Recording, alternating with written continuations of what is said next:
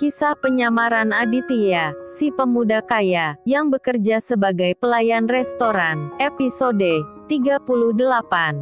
Terlihat saat itu, malam yang semakin larut, jarum jam sudah menunjukkan pukul 12:30 malam. Terlihat pula saat itu, Niko dan Aditya, yang telah tertidur pulas. Sementara Erin, ia masih terlihat sibuk, mengisi satu persatu pakaian yang akan dibawa oleh Aditya ke dalam sebuah tas ransel yang berukuran sedang. Tak terasa, waktu yang terus berlalu. Detik dan menit pun silih berganti. Terlihat saat itu, jarum jam telah menunjukkan pukul 3 dini hari. Melihat jarum jam tersebut, Erin pun segera membangunkan Aditya dan Niko. "Mas Niko, Mas Adit, bangun, udah subuh. Kalian sarapan dulu, udah aku buatin gorengan dan teh hangat buat kalian." Mendengar ucapan Erin, Aditya pun mulai membuka matanya dengan perlahan. "Udah jam berapa, Rin?" ucap Aditya. "Udah pukul 3 mas, sebelum berangkat, masnya sarapan dulu," sahut Erin.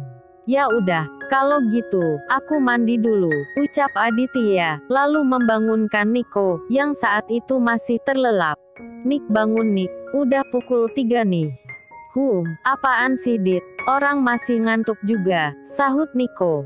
"Mau antarin aku ke terminal enggak?" ucap Aditya. Iya," sahut Niko, lalu bangun dari tempat tidurnya. Setelah itu terdengar lagi, Aditya berkata, "Ya udah aku mandi dulu, kamu mau mandi enggak?" "Gila ya Dit, nyuruh aku mandi jam segini," sahut Niko.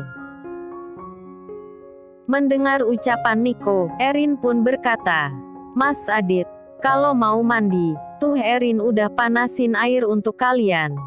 "Gitu ya, makasih ya Rin," ucap Aditya, lalu bergegas untuk mandi. Singkat cerita, selesai mandi dan sarapan, bersama Niko dan Erin, Aditya pun segera mengambil ransel yang telah disiapkan oleh Erin. "Ayo Nik, kita berangkat sekarang. Takutnya ketinggalan bus," ucap Aditya. "Ya udah ayo," ucap Niko lalu kembali berkata, "Udah enggak ada lagi yang ketinggalan kan?" Mendengar ucapan Niko, Aditya pun mengingat-ingat, lalu berkata, "Sepertinya enggak ada lagi Nik," ucap Aditya. "Ya udah kalau enggak ada, kita jalan sekarang aja. Tapi, kalau sampai di sana, sering-sering kabarin kita ya." Mendengar ucapan Niko, Aditya pun langsung teringat akan handphone milik Erin. Lalu terdengar, Aditya berkata, "Oh ya tunggu Nik, aku balikin handphonenya si Erin dulu," sahut Aditya, lalu mencari handphone tersebut. Setelah 10 menit mencari, namun tak ketemu, Aditya pun berkata, "Kok enggak ada ya? Coba diingat dulu, mungkin kamu salah nyimpannya," ucap Niko. Lalu Aditya pun mulai mengingat saat terakhir ia memakai handphone tersebut. "Waduh gawat Nik, kayaknya tuh handphone ketinggalan di rumahnya Kenshin." "Kenshin siapa?" tanya Niko. "Kenshin anaknya Tuan Nakamoto," sahut Aditya, lalu kembali berkata pada Erin, "Rin, kamu pakai handphone aku aja ya. Soalnya tadi aku enggak sengaja ninggalin handphone kamu." "Udah mas, enggak apa-apa. Lagian, enggak ada juga yang suka hubungi aku," sahut Erin, lalu kembali berkata, "Mendingan sekarang, masnya ke terminal." Lalu terdengar lagi, Aditya berkata, "Benaran enggak apa-apa nih?" "Iya mas enggak apa kok," sahut Erin. "Ya udah, kalau gitu aku berangkat ya," ucap Aditya, lalu masuk ke dalam mobil yang dikendarai Niko. Setelah itu terlihat, Niko pun langsung menjalankan mobil miliknya, meninggalkan lokasi kontrakan. Di sela-sela perjalanan menuju terminal, terdengar Aditya berkata, "Nik, mungkin 2 atau 3 minggu lagi, aku akan minta bantuan kamu lagi. Enggak usah sungkan Dit. Kalau butuh bantuan, kamu bilang aja. Selagi aku bisa, pasti aku bantu," sahut Niko, lalu kembali berkata, "Emangnya, kamu mau minta bantuan apa sih?" Mendengar ucapan Niko, Aditya pun berkata, aku mau minta tolong, buatin desain perkebunan seperti di Jerman. Kamu bisa kan? Ya bisalah, desain pencakar langit aja aku bisa, apalagi hanya seperti itu, sahut Niko, lalu kembali berkata, emangnya, kamu udah siapin lokasinya ya? Kalau lokasi sih belum pasti. Tapi dulu, sebelum aku ke kota ini, aku sempat gadein 2 hektar tanah, warisan dari orang tuaku. Moga aja, tuh tanah belum dijual, sahut Aditya. Tak terasa, mobil yang dikendarai Niko pun telah sampai di terminal. Yang mana busnya Dit? Ucap Niko, setelah melihat beberapa bus yang sedang menunggu penumpang di terminal tersebut. Enggak tahu juga Nick. Tunggu ya, aku tanyain dulu, sahut Aditya, lalu melangkah menghampiri beberapa calon penumpang, yang juga sedang menunggu, di ruang tunggu terminal. Maaf mbak, numpang tanya, ucap Aditya, lalu menyebutkan nama kampung halamannya. Oh busnya yang sana mas, yang warna putih, sahut seorang wanita, yang diketahui bernama Eva. Setelah itu terdengar lagi, Eva berkata, busnya berangkat setengah jam lagi. Masnya nunggu aja di sini. Kebetulan aku juga mau ke sana. Oh gitu ya mbak. Kalau gitu, aku ngambil tas dulu ya, sahut Aditya, lalu kembali melangkah menghampiri Niko. Nik, busnya yang sana. Setengah jam lagi baru berangkat, ucap Aditya. Ya udah aku temani. Nanti busnya berangkat baru aku pulang, ucap Niko, lalu keluar dari mobilnya. Sementara Eva, melihat Aditya yang menghampiri Niko, dan melihat mobil milik Niko, ia pun bergumam. Kayaknya, orang tajir tuh cowok. Tapi mau ngapain ya, mereka ke desa Bukit Sejuk, guman Eva. Setelah Niko dan Aditya berada di dekatnya, Eva pun berkata, kalian berdua mau ke desa Bukit Sejuk ya? Ah enggak kok mbak, cuman temanku saja yang pergi, sahut Niko. Setelah itu terdengar lagi, Eva bertanya pada Aditya. Masnya mau ngapain ke sana? Mau liburan, atau sekedar jalan-jalan? Bukan liburan kok mbak, aku asli desa itu, dan aku ingin pulang dan menetap di sana, sahut Aditya. Mendengar ucapan Aditya, Eva pun tertawa lalu berkata, masnya nih aneh deh. Pemuda di sana pada cari kerja dan tinggal di kota ini, masnya malah mau tinggal di sana. Di sana tuh kehidupan susah mas, pekerjaan utama masyarakat di sana itu bertani. Apalagi 4 tahun terakhir, para petani sering banget gagal panen. Makanya, banyak yang pindah ke kota ini, dan mencoba mengadu nasib di sini. Tapi enggak mungkin kan, cowok seganteng kamu, mau jadi petani, ucap Eva. Terdengar saat itu, obrolan mereka pun semakin nyambung. Tiba-tiba, si kernek bus datang menghampiri Eva, lalu berkata, non Eva, busnya udah mau berangkat. Oh gitu ya mang, sahut Eva, lalu berkata pada Aditya. Ayo mas, entar masnya duduk di depan bareng aku aja. Oh iya, makasih mbak, ucap Aditya. Nik, aku berangkat ya. Tolong, kamu jagain si Erin, ucap Aditya pada Niko. Iya dit, aku tunggu telponmu ya, sahut Niko. Setelah itu Aditya pun melangkah mengikuti Eva. Setelah masuk ke dalam bus, terlihat saat itu, bangku belakang bus telah dipenuhi penumpang, yang berdesak-desakan, lain halnya dengan Aditya dan Eva, yang duduk di bangku depan. Tempat duduk mereka, masih bisa memuat 2 orang lagi. Melihat hal itu, dan mengingat kembali ucapan si kernek bus tadi, Aditya pun berkata, sepertinya, mbak ini, cukup dikenal di desa Bukit Sejuk ya. Namun tiba-tiba, pertanyaan itu dijawab oleh si sopir bus. Oh jelas mas, non Eva ini, anaknya orang terkaya di desa Bukit Sejuk, ucap si sopir. Ah mamang nih, ngelantur aja ngomongnya, sahut Eva. Setelah itu terdengar lagi, Eva berkata pada Aditya. Oh ya mas, dari tadi keasikan ngobrol, sampai lupa kenalan. Saya Eva. Oh iya ya, saya Aditya mbak, ucap Aditya. Panggil Eva aja dit, enggak usah pakai mbak, sahut Eva.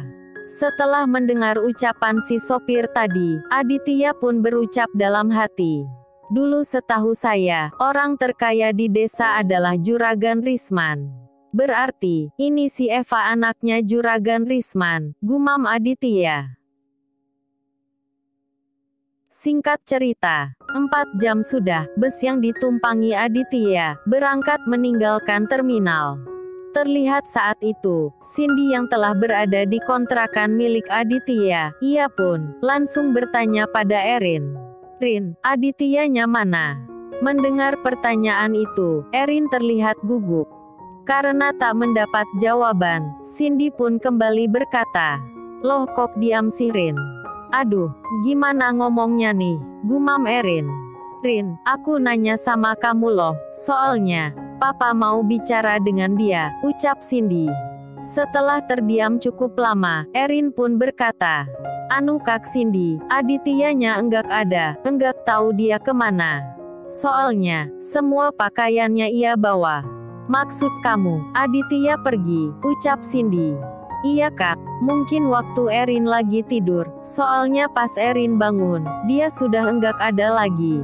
Mendengar ucapan Erin, Cindy pun, langsung menghubungi Tuan Winata. "Pak, Aditya enggak ada lagi di kontrakannya.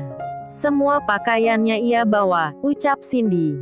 Mendengar ucapan Cindy, Tuan Winata pun berkata, "Maksud kamu, Aditya pergi, gitu? Kamu tahu enggak, dia kemana?"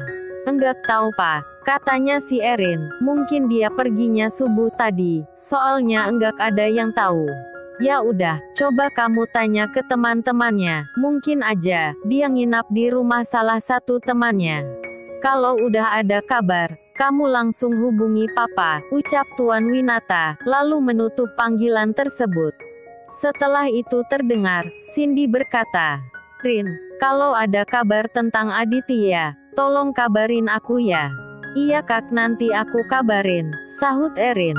Namun saat itu, Erin pun bergumam, "Duh maaf ya kak Cindy, aku enggak ada niat untuk bohongin kakak," gumam Erin. Sementara ibunya Aditya, mendengar percakapan Cindy dan Tuan Winata, beliau pun berkata, "Tuh kan pa, Aditya pergi. Kalau kayak gini, mau cari di mana pa? Papa juga enggak nyangka ma, kalau tuh anak bakalan nekat," sahut Tuan Winata. Mendengar ucapan suaminya, ibu Aditya pun berkata, "Waktu masih kecil aja, dia berani datang ke kota ini, apalagi sekarang. Pasti dia bakalan pergi jauh. Pokoknya, mama enggak mau tahu, suruh tuh semua anak buah papa, untuk mencari Aditya. Bila perlu, sebarin di media," ucap ibu Aditya. Saat itu, Tuan Winata tak kepikiran, tentang kampung halaman Aditya. Namun, saat mendengar ucapan istrinya itu, beliau pun langsung menghubungi Pak Hendrik untuk menghubungi beberapa media dan mencari tahu keberadaan Aditya. Sementara itu, di lokasi restoran Golden, terlihat saat itu Citra sebagai pimpinan baru di hotel dan restoran Golden beserta Niken yang telah menjadi sekretarisnya. Terdengar, Niken berkata, "Cit, aku masih enggak percaya loh, Aditya ngangkat kamu jadi pimpinan. Secara, kita kan pernah ngebully dia. Dari kemarin, aku juga mikirin itu Nick. Padahal nih, kalau orang lain, mungkin kita udah dibalas habis-habisan," sahut Citra. Mendengar ucapan itu, Niken pun berkata, "Yang jelasnya, aku kapok deh ngebully orang. Jangan sampai dapat yang seperti si Adit. Syukur-syukur kena dia Cit. Kalau kena sepupuku Dika, pasti kita udah dijadiin pepes," ucap Niken. Syukurlah guys, ternyata si Niken dan Citra udah pada insaf. Oke guys, kita balik lagi ke topik utama. Tak terasa, waktu terus berlalu. Terlihat saat itu, jarum jam telah menunjukkan hampir pukul 3 sore. Dan bus yang ditumpangi Aditya pun telah memasuki desa Bukit Sejuk. Terdengar saat itu, Eva berkata, "Beginilah kondisi desa ini. Kamu lihat aja, tanaman yang ditanam para petani, tak ada yang tumbuh dengan baik. Kalau sudah seperti ini, petani akan memulai menggarap lahan baru, yang tingkat kesuburan tanahnya masih tinggi," ucap Eva. Sementara Aditya, yang memang kurang memahami bisnis hotel dan restoran yang dijalankan oleh ayahnya. Namun lain halnya dengan dunia pertanian dan perikanan air tawar, Aditya adalah lulusan terbaik di angkatannya. Melihat hal itu, Aditya pun langsung mengetahui inti dari permasalahan yang dialami para petani di desa tersebut. Kalau dilihat dari kondisi tanaman yang tumbuh, itu kekurangan unsur hara yang diperlukan tanaman. Faktornya sih ada banyak, tapi kalau menurut saya, ini karena pola pemupukan yang tidak benar. Kalau sudah seperti ini, butuh waktu bertahun-tahun untuk kembali seperti semula, ucap Aditya, lalu kembali berkata, "Jadi, kalau sudah membuka lahan baru, lahan yang sudah tidak subur lagi, akan diapakan oleh petani di sini?" Mendengar pertanyaan Aditya, terdengar si sopir berkata, "Kalau sawahnya sudah seperti itu, mau enggak mau, akan dijual dengan harga murah," ucap si sopir. Setelah itu terdengar, Eva berkata, "Iya Dit, ayahku yang selalu membeli sawah mereka. Tapi terkadang, ada juga yang ditolak, karena udah enggak bisa ditanami apa-apa lagi." "Memangnya dijual berapa?" ucap Aditya, mencoba mencari tahu. Mendengar itu, Eva pun berkata, "Yang aku pernah dengar, untuk 1 hektarnya, kadang dijual dengan harga 10 juta, kadang juga enggak sampai." Mendengar harga tanah yang enggak masuk akal, Aditya pun terlihat kaget dan bergumam, "Ah, benar-benar gila, 1 hektar 10 juta. Kalau di kota, punya tanah 1 hektar, bisa jadi miliarder," gumam Aditya. Lalu, udah dulu ya guys, sampai jumpa di episode selanjutnya.